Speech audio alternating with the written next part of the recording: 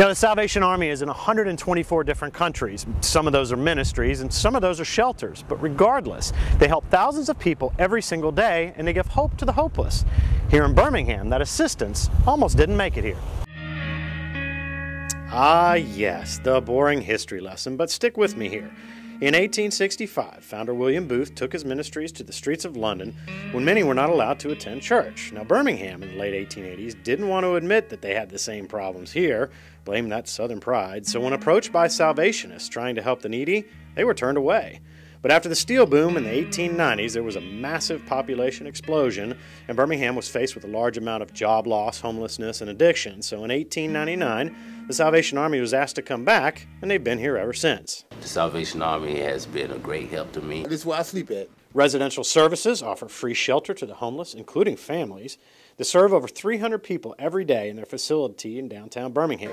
They also offer free lunch to anyone that needs it. As far as a meal to eat, will actually come through those doors there. Breakfast and dinner we serve to the residents that are actually staying inside our building for that night.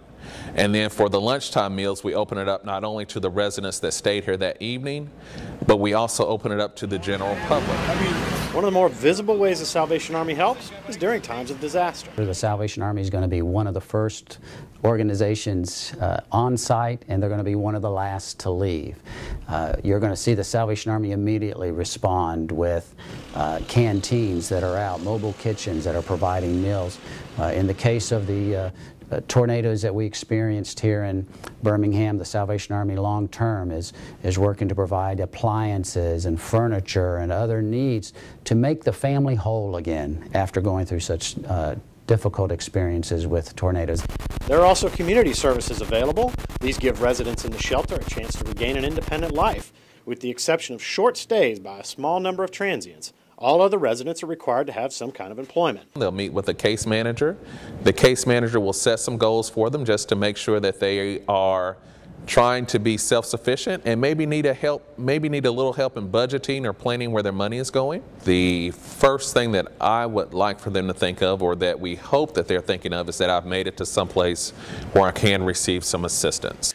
Residents like Bob Beckley have learned more than just that.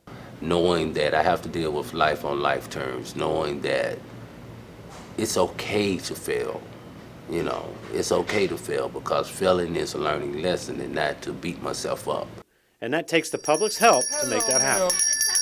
The bell ringers will be out soon, and even though that money raised through the Red Kettle helps all year, it's not the only source. The Salvation Army is only able to do what they do because of the generosity of the community, of donors.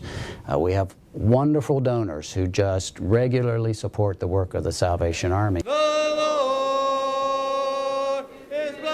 The vision is to restore those old ruins, and the mission is to try and help them to understand that God has a plan for their lives. Some of the programs that people don't know about is a lot of our church activities. Many people do not realize that we are a church. The Salvation Army, we are big on holiness.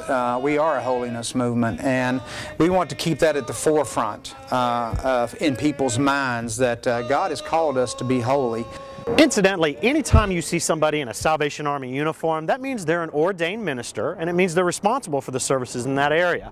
But they're also part of a bigger church that helps others, offering ministry and services to everyone without discrimination. Now, if you'd like to find out more about their social network or just more about the local Salvation Army, you can go to their website at birminghamsalvationarmy.org. For the Sheila Smoot Show, I'm Brian Wallace.